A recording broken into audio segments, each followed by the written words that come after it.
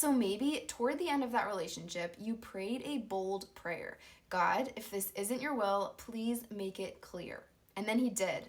But now it's like your heart hasn't quite caught up with his answer. You still replay memories, you still wonder what if, and a part of you might even secretly hope that he will reopen that door. But the truth is that if God closed it, there is a reason. And the longer that you keep checking the handle to see if it's still closed, the harder it is for you to move forward with God. And I know that feeling because I was there at one point, and I get messages from women almost every day who share that they are struggling to let go of something that they know God has ended. One woman told me that she finally found peace when she stopped kicking at the door and just gave the entire thing back to God.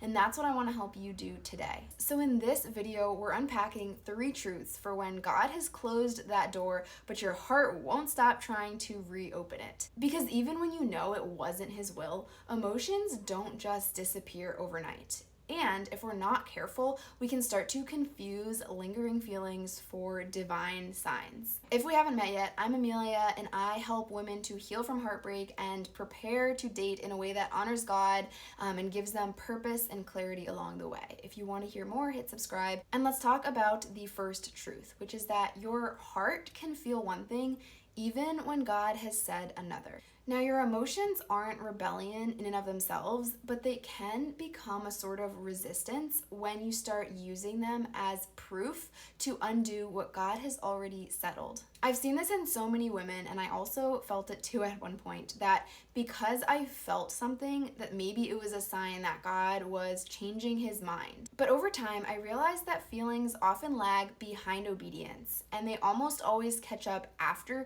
you've chosen to trust God, not before. So if you're still hurting, it doesn't mean that you're disobedient. It just means that your heart is healing on a different timeline. The goal isn't to feel instantly okay. It's to stay obedient while your emotions realign. You can't heal if you keep reopening what God has closed. So the first step is understanding that obedience comes before understanding. And the next is learning to shift the question that you're asking, which is truth number 2. When you keep asking, why did God close that door? You stay frozen in the hallway. But when you shift that question and start asking, what is he inviting me into now? That's when you can start walking forward. Psalm 119:105 says, your word is a lamp unto my feet.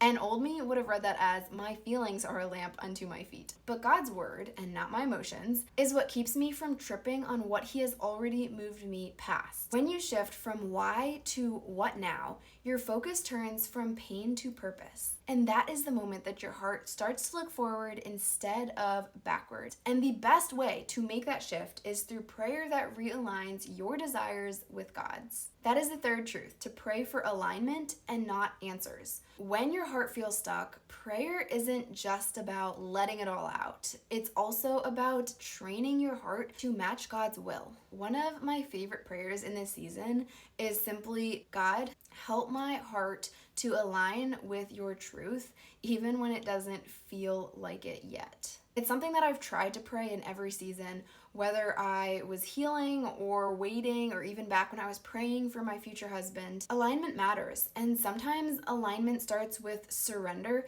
with laying down the dream of what could have been so you can receive what is next. So if you've been wondering why on earth your heart still feels behind, it's not a setback. It's part of your growth as you learn to trust God. And this is exactly the kind of work that we do in my breakup healing workshop, of inviting God into the middle of heartbreak and letting him rebuild you from the inside out. And I'll leave it in the description box for you to check out. So when God closes that door, instead of reopening it, remember, you are not losing something. You're making room for something that is aligned with his will. Feelings take time to catch up, but true healing begins the moment you stop kicking at the door and you start trusting the one who closed it. Let me know down in the comments what has been helpful to you as you have tried to keep that door closed. I'd love to hear from you, and I'll see you next time.